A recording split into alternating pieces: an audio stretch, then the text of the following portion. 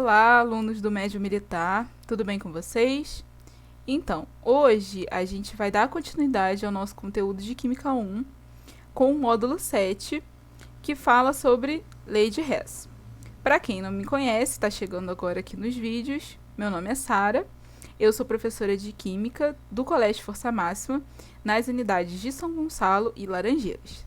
Então, hoje, o nosso módulo, ele vai falar, vai dar continuidade ao assunto de termoquímica, certo? A gente já discutiu energia de ligação, vocês também já viram outros conteúdos de termoquímica antes de energia de ligação, e agora, então, a gente vai trabalhar a lei de Hess, que é mais uma ferramenta que vocês podem utilizar para resolver problemas de ΔH de reação, certo?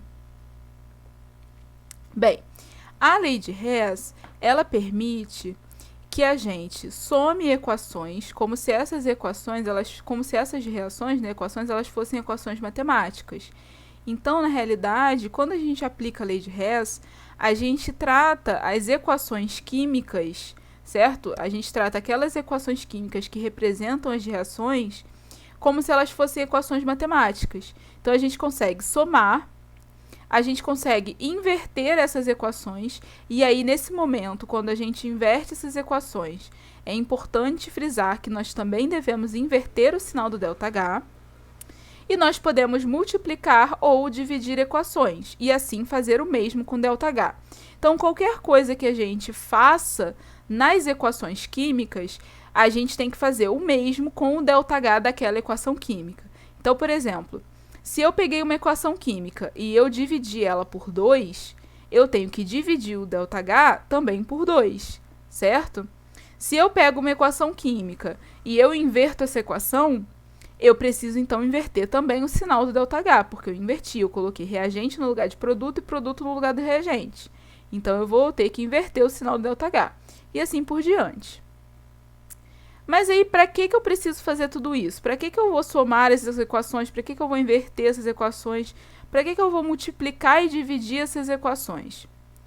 O objetivo é que a gente possa calcular a variação de entalpia de um processo realizando o somatório de todas as entalpias envolvidas. Então, a gente vai fazer essas operações nas equações químicas de soma, de inverter, de multiplicar, de dividir, com o objetivo da gente calcular o ΔH de um processo químico, de alguma reação química que a gente queira, certo? Utilizando outras equações. A gente vai ver melhor essas questões, né, nos exemplos. A gente vai fazer alguns exemplos e aí vocês vão ter mais ou menos uma ideia de como que funciona a lei de Hess aplicada.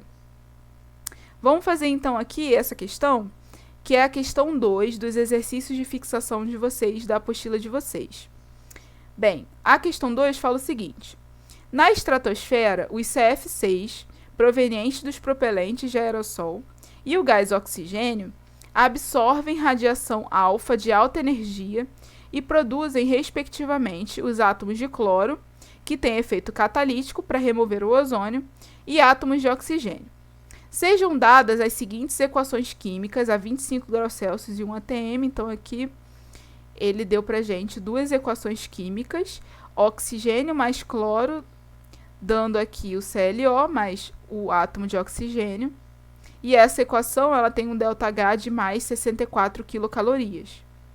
E o ozônio mais o átomo de cloro indo ao ClO mais a molécula de oxigênio. E esse ΔH, ele vai ter um valor de menos 30 quilocalorias. E aí ele quer saber o seguinte: o valor da variação de entalpia, ΔH, em quilocalorias para a reação de remoção do ozônio, representada pela equação a seguir, é igual a... E aí ele te deu, então, a equação que ele quer que vocês descubram o ΔH. Então, olha só. Eles te deram duas equações que vocês conhecem o ΔH, e a partir dessas duas equações com o ΔH conhecido, ele quer que vocês cheguem nessa equação aqui de baixo, e quer que vocês encontrem o ΔH dela, ok? E aí aqui embaixo são as alternativas dos valores que são possíveis de vocês encontrarem. Então, vamos começar resolvendo a questão, ó. A primeira pergunta que a gente tem que se fazer é: Qual é a reação que eu quero obter o ΔH? A reação que eu quero obter o ΔH é essa reação aqui, ozônio mais átomo de oxigênio, dando 2 mols de moléculas de oxigênio, O2, certo? Então, essa é a reação que eu quero obter o ΔH, que é essa reação aqui, ó, que foi dada na questão. Qual é a segunda pergunta que eu tenho que me fazer? O que eu vou fazer para obter o ΔH dessa reação usando as reações que eu conheço ΔH? Então, o que eu tenho que fazer? Para poder eu conseguir descobrir o ΔH dessa reação que eu quero, eu preciso modificar as reações que eu conheço ΔH para que eu possa chegar nessa equação aqui e obter o ΔH dela. Então, para isso, eu preciso modificar as reações que eu conheço ΔH, e aí eu posso somar, eu posso inverter, eu posso multiplicar, eu posso dividir essas equações e os seus valores de ΔH, até que eu obtenha a reação que eu quero. Vamos ver como é que a gente vai fazer isso nesse exemplo? Olha só. Quais são as reações que eu conheço o ΔH? São essas duas aqui. A molécula de oxigênio mais o átomo de cloro, dando ClO mais átomo de oxigênio. Esse ΔH equivale a mais 64 quilocalorias.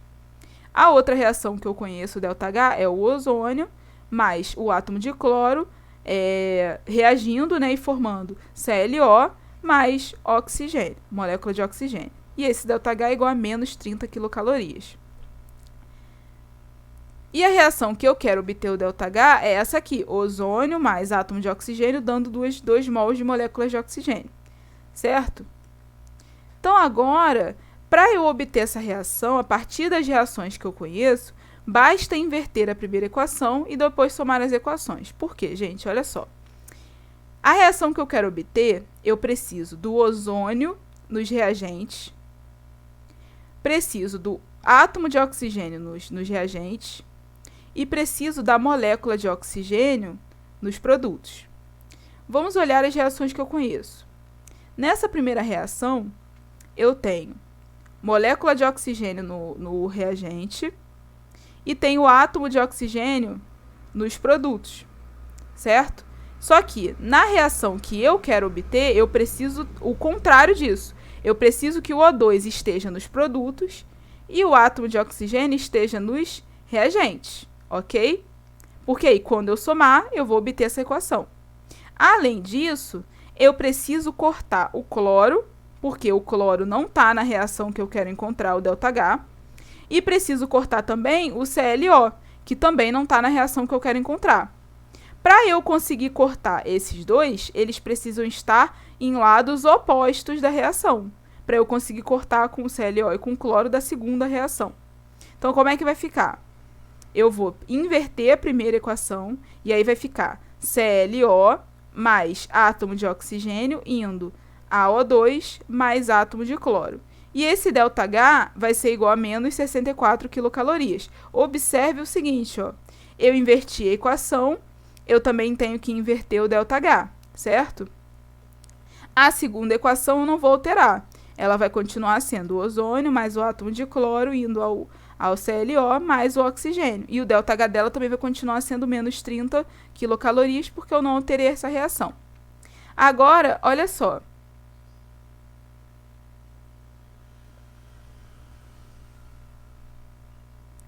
Olha aqui. Na primeira equação, eu corto aqui o cloro, certo? Então, aqui cortei o cloro, cortei o cloro. Corto o ClO, que está aqui nos reagentes, e aqui ele está nos produtos. Então, quando eu somo essas duas equações, o que vai acontecer? Os elementos que estão de lados opostos da reação, eles vão subtrair. E os que estão do mesmo lado da equação, eles vão somar, certo? Então, aqui, na primeira equação, o ClO está nos reagentes, e na segunda equação, o ClO está nos produtos. Então, o que vai acontecer quando eu somar essas duas reações? Eles vão se subtrair. O cloro é a mesma coisa. O cloro, na primeira equação, ele está onde? Ele está nos produtos. E na segunda, ele está nos reagentes. Então, eles vão se subtrair. Então, cortei o ClO aqui com o ClO, cortei o cloro com o cloro. O que sobrou? Da primeira equação, sobrou o átomo de oxigênio nos reagentes e a molécula de oxigênio nos produtos. E na segunda equação sobrou a molécula de ozônio nos reagentes e uma molécula de oxigênio aqui nos produtos. Então, oxigênio aqui, ó, átomo de oxigênio mais o ozônio vai ser igual, né? Ó, vai gerar 2 mols, porque eu tenho 2 moléculas de oxigênio aqui que sobraram, vai gerar 2 mols de oxigênio. E o ΔH? Aqui eu já obtive a minha reação, certo? Ó, ozônio mais oxigênio dando 2 mols de moléculas de oxigênio. E o ΔH, como é que eu faço?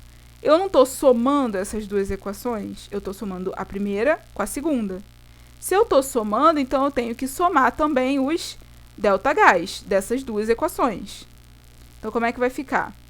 Ozônio mais átomo de oxigênio dando 2 átomos de O2.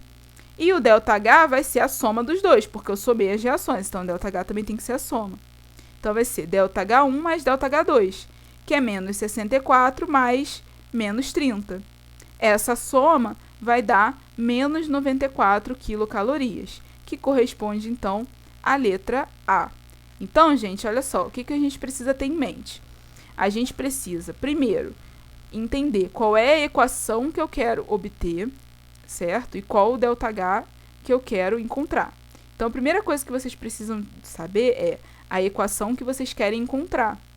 Por quê? Sabendo a equação que vocês querem encontrar, é que vocês vão conseguir manipular as equações que vocês conhecem o ΔH para conseguir chegar naquela equação que vocês querem. E aí sim calcular o ΔH dela.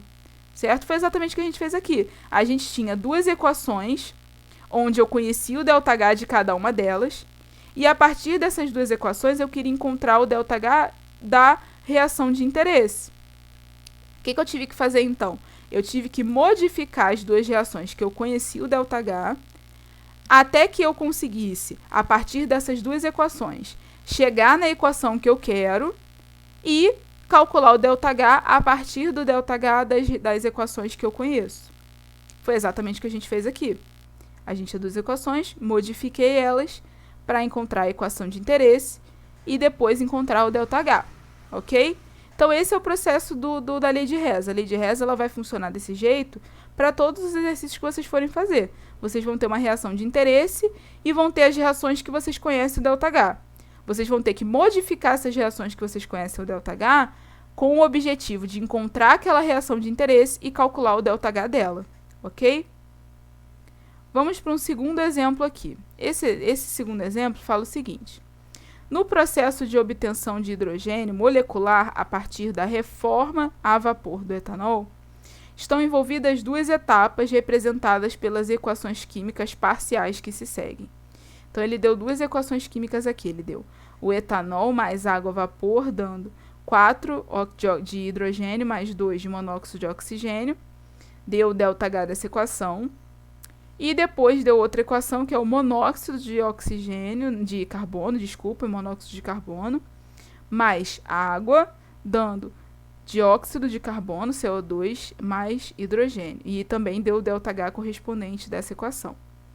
Considerando 100% de eficiência no processo, escreva a equação global e calcule a variação de entalpia total envolvida na reforma de 1 mol de etanol usando a lei de Hess. Mostre os cálculos necessários.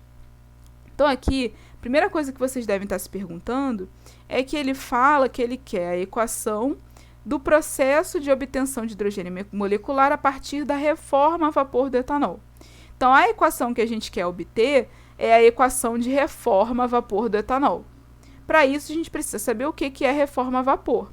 Então, na reforma a vapor, um combustível, e esse combustível ele pode ser líquido ou gasoso, ele é injetado em um reformador, que é como se fosse um reator, né? O reator é um local na indústria onde são feitas as reações químicas. Então, a gente coloca esse combustível, que no nosso caso é o etanol, dentro desse reator, onde vai acontecer a reação química, e juntamente com esse combustível, eu adiciono vapor d'água superaquecido. Então, a água no seu estado vapor em altas temperaturas, entre 300 e 800 graus Celsius. Os produtos que eu vou obter dessa reação, né, entre o combustível, que no nosso caso é o etanol, e a água e o vapor, eles são CO2, CO e o metano remanescente, que são produtos que podem depois ser reaproveitados para produzir mais para a produção posterior de hidrogênio ou até eliminados utilizando catalisadores específicos. Então, qual é a ideia desse processo? Eu vou ter um combustível, que no caso é o etanol, que vai reagir com a água e vai produzir hidrogênio e CO2, porque a gente quer a reforma a vapor do etanol, a equação global. Então, a gente vai produzir o CO2, que é a reforma completa do etanol. Muito bem, então vamos começar a resolver a questão. Primeira coisa que a gente tem que se perguntar é: reações que eu conheço ΔH. Essas são as reações que eu vou utilizar para obter a reação de reforma a vapor do etanol. Então, as reações que eu conheço são essas daqui. É a reação do etanol com a água, obtendo hidrogênio e monóxido de carbono. E a reação do monóxido de carbono com a água, obtendo CO2 e o hidrogênio. E eu conheço o ΔH dessas duas equações.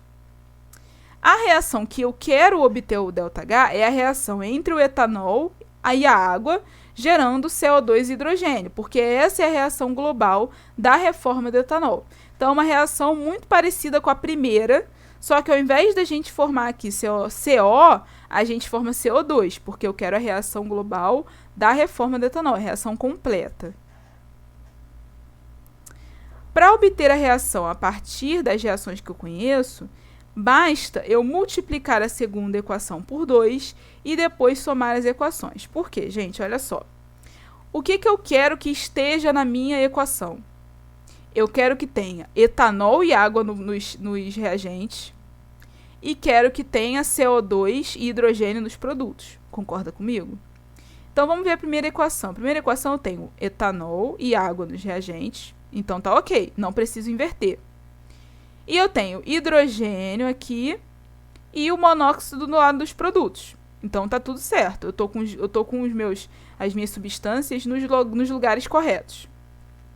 Na segunda equação, eu tenho aqui o monóxido mais a água nos reagentes. E eu tenho aqui o CO2, que é o monóxido, que é o dióxido de carbono, que é o que eu quero gerar. Então, ele tem que estar onde? Ele tem que estar aqui nos produtos, mais hidrogênio, que eu também quero formar. Então, ele também está no lugar certo, também está nos produtos, certo? Então, aparentemente, eu não preciso inverter nenhuma equação, porque eu estou com etanol e água nos reagentes e estou com CO2 e hidrogênio nos produtos. Então, eu não preciso inverter equação nenhuma. O que eu preciso fazer? Eu preciso cortar o monóxido. Por quê? O monóxido ele não aparece na minha equação global. Ele não aparece na equação que eu quero encontrar o ΔH. Então, eu preciso, de alguma forma, cortar esse monóxido aqui. Como que eu corto esse monóxido? Na primeira equação, eu tenho 2 mols de monóxido de carbono. Na segunda equação, eu só tenho 1 mol. Então, o que eu tenho que fazer? Eu tenho que multiplicar a segunda equação por 2 para eu conseguir cortar aqui os 2 mols de monóxido. E aí, eu obter, então, a equação que eu quero. Ok? Então, vamos fazer isso. Eu vou vir aqui, vou multiplicar essa equação por 2. Ó, então, ficou 2 monóxido de carbono mais 2 de água, gerando 2 de CO2 mais 2 de hidrogênio. Aí, o ΔH agora, como é que vai ficar? Eu tenho o ΔH de menos 41,8, como eu multipliquei por 2, eu tenho que multiplicar o ΔH também por 2. E aí, o resultado disso, então, vai ser menos 83,6 kJ por mol, ok? Então, aqui, olha só, como multipliquei a equação por 2, o ΔH também tem que ser multiplicado por 2, não pode esquecer isso. Tudo que vocês fizerem na equação, vocês têm que repetir no ΔH. Agora, vamos fazer a soma. Aqui eu já estou com o etanol mais água a vapor, dando 4 mols de hidrogênio mais 2 mols de monóxido. E aqui eu tenho 2 mols de monóxido mais 2 mols de água, dando 2 mols de dióxido de carbono mais 2 mols de hidrogênio. Agora ficou fácil, é só eu cortar esses 2 mols de monóxido aqui com esses 2 mols de monóxido aqui. Cortei. E agora eu vou somar tudo que está do mesmo lado da equação. Então, vai ficar etanol mais 1 mol de água mais 2 mols de água, que vai dar 3, certo? Isso tudo gerando 2 mols de CO2 mais 4 mols de hidrogênio mais 2 mols de hidrogênio, que vai dar 6 mols de hidrogênio. Então, a soma vai ficar desse jeito. 1 mol de etanol mais 3 mols de água, gerando 2 mols de CO2 gasoso mais 6 mols de hidrogênio. E o ΔH, como é que eu calculo agora? O ΔH vai ser a soma dos dois ΔHs, porque se eu estou somando as duas equações, eu também tenho que somar o ΔH. Então, o ΔH vai ser mais 238,3 mais menos 83,6. Atenção aqui aos sinais. Os sinais eles só vão ser invertidos se a gente inverter a equação. Como a gente não inverteu equação nenhuma, então os sinais eles foram mantidos. O resultado dessa conta, então, vai ser mais 154,7 kJ por mol, que é o resultado da nossa questão. Então, a resposta da questão é essa aqui. Reação global é essa reação que a gente encontrou a partir da lei de Hess. E o ΔH é mais 154,7 kJ por mol. Ok? Agora, vamos fazer a nossa última questão, que é a questão 3 dos exercícios propostos.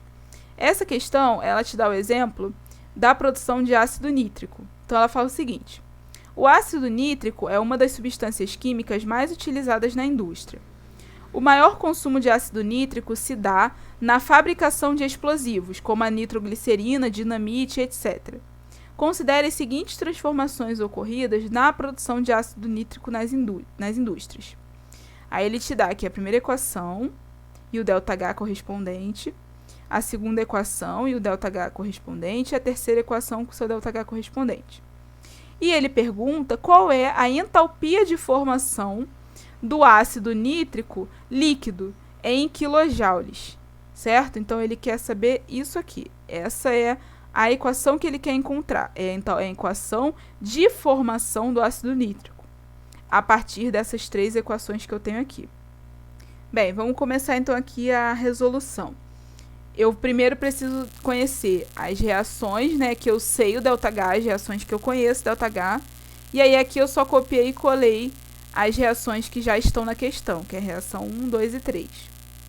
E depois eu preciso obter a reação de formação do ácido nítrico, que é a reação que eu quero obter o ΔH. Como que eu faço a reação de formação do ácido nítrico? Para isso, vocês precisam conhecer o conceito de reação de formação, o conceito de ΔH de formação. O que é o ΔH de formação? O ΔH de formação é a energia que é liberada ou absorvida a partir da formação de 1 mol de substância, a partir das suas substâncias mais simples, a partir dos seus componentes mais simples.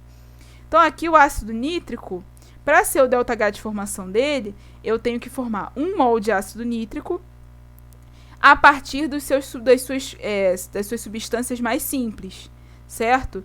No caso aqui, o hidrogênio, a substância mais simples é o H2, nitrogênio, a substância mais simples é o N2, e o oxigênio, a substância mais simples é o O2.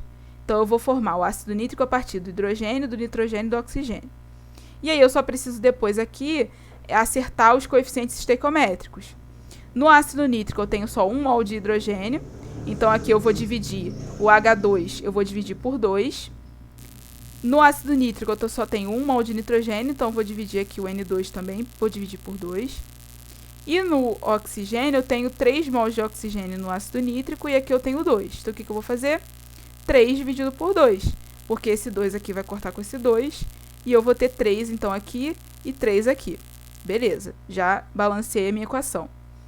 Agora, eu preciso observar as equações que eu tenho para saber o que eu vou fazer com essas equações para obter essa equação aqui que eu quero. Observando essas equações, eu consigo perceber que eu tenho sempre o dobro da quantidade das substâncias que eu preciso na reação de formação. Então, vamos olhar a primeira equação aqui. Vamos primeiro olhar o hidrogênio. Na primeira equação, o hidrogênio, eu tenho 1 mol de hidrogênio. Mas na reação de formação, eu preciso de meio mol. Então, eu tenho aqui o dobro do que eu preciso. No nitrogênio, o nitrogênio aparece aqui na segunda equação. Na segunda equação, eu também tenho 2 mols de nitrogênio. Então, eu também tenho o dobro do que eu preciso. No oxigênio, eu tenho que observar aqui, porque eu tenho oxigênio em 2 lugares. Eu tenho na primeira equação e na segunda. Então, eu tenho que ver a soma desse oxigênio aqui. Somando meio mol com 5 meios, eu vou ter 3 mols de oxigênio. Então, eu tenho 3 mols de oxigênio e eu preciso de 3 meios. Então, eu tenho aqui também o dobro de oxigênio do que eu preciso. E se eu olhar o ácido nítrico aparece na terceira equação. Eu tenho 2 mols de ácido nítrico. E para a equação de formação, eu só preciso de 1. Então, eu estou sempre com o dobro das quantidades que eu preciso nas reações que eu conheço ΔH. Isso é uma informação importante. Por quê? Se eu estou sempre com o dobro da quantidade que eu preciso, eu tenho duas possibilidades. Eu posso somar todas essas equações e no final dividir tudo por 2 para achar a equação de formação. Ou eu posso dividir cada equação dessa aqui por 2 e no final somar. Então, eu posso começar somando e dividir por 2 no final, ou dividir cada uma dessas equações por 2 e somar no final. Qual que vocês acham que é mais fácil? Eu acho mais fácil somar tudo primeiro e depois dividir por 2 já a soma, porque eu divido só uma vez. Se eu for dividir por 2 primeiro, eu vou ter que dividir cada equação por 2 e depois somar. Então, eu vou ter muito mais trabalho. Eu posso simplesmente somar todas elas e no final dividir por 2, que vai dar no mesmo. Se vocês quiserem depois fazer dividindo por 2 cada equação e somando no final, vocês até podem. Mas o caminho mais rápido e mais fácil é somar tudo e depois dividir por 2. Então, a gente vai fazer isso. Vamos começar, então, somando aqui as nossas equações. Vou começar aqui cortando a água, porque a água na equação 1 ela está nos produtos e na equação 3 ela está nos reagentes. Então, quando eu somar, eu vou cortar. Agora, eu vou cortar aqui o N2O5, porque na segunda equação ele está nos produtos e na terceira nos reagentes. Então, eu posso cortar. Agora, eu vou somar aqui o oxigênio, que está do mesmo lado da equação. E aí, a soma vai ser simplesmente 1 meio mais 5 meios. Soma de frações. Repete o denominador e soma os numeradores. Então, vai ficar 6, porque é 5 mais 1 dividido por 2. Isso vai dar 3 mols de oxigênio. E aqui, então, H2N2 vai ficar do lado dos reagentes, oxigênio do lado dos reagentes e 2 mols de HNO3 do lado dos produtos. Então, eu vou ter isso aqui, ó. H2 mais N2 mais 3 mols de O2, dando 2 mols de ácido nítrico. O ΔH disso tudo vai ser menos 286,6 mais menos 56 mais menos 46,5, né, que é a soma de todos os ΔHs. E aí, o resultado disso vai ser menos 419,1 kJ. Só que essa aqui não é a minha resposta. Por quê? Para a reação de formação do ácido nítrico, eu preciso de 1 mol de ácido nítrico para ser reação de formação. Porque eu preciso formar 1 mol para ser reação de formação. Então, aqui, ó, eu tenho 2 mols. Então, o que eu tenho que fazer? Dividir por 2. É aquilo que a gente tinha falado. A gente ia dividir por 2 no final. Então, eu vou dividir tudo por 2. Vai ficar meio mol de hidrogênio mais meio mol de nitrogênio mais 3 meios de oxigênio, dando 1 mol de ácido nítrico. E o ΔH de formação agora, então, é menos 419,1 dividido por 2, que vai dar menos 209,55 kJ, que corresponde, então, aqui à resposta da letra A, certo? Bem, gente, então, essa foi a nossa aula de lei de Hess. Vocês já perceberam que é uma matéria que exige bastante treino, exige bastante exercício. Realmente é uma matéria que, assim, vocês só conseguem pegar o jeito de olhar para a equação e saber exatamente o que vocês têm que fazer com aquela equação para obter a equação que vocês querem. Vocês só conseguem pegar essa manha, pegar esse jeito, fazendo exercício. Então, é importante que vocês façam os exercícios, treinem, porque a partir desses exercícios é que vocês vão conseguir ficar mais, né, treinados para descobrir e saber que tipo de operação vocês vão ter que fazer, quais equações que vocês conhecem, para obter a equação desejada, tá? Então, espero que a aula tenha sido proveitosa, tenha sido esclarecedora. Novamente, reforço a importância de vocês fazerem exercícios da apostila e tirarem as dúvidas de vocês nas aulas online, ok? Então, até a próxima. A gente se vê. Tchau, tchau!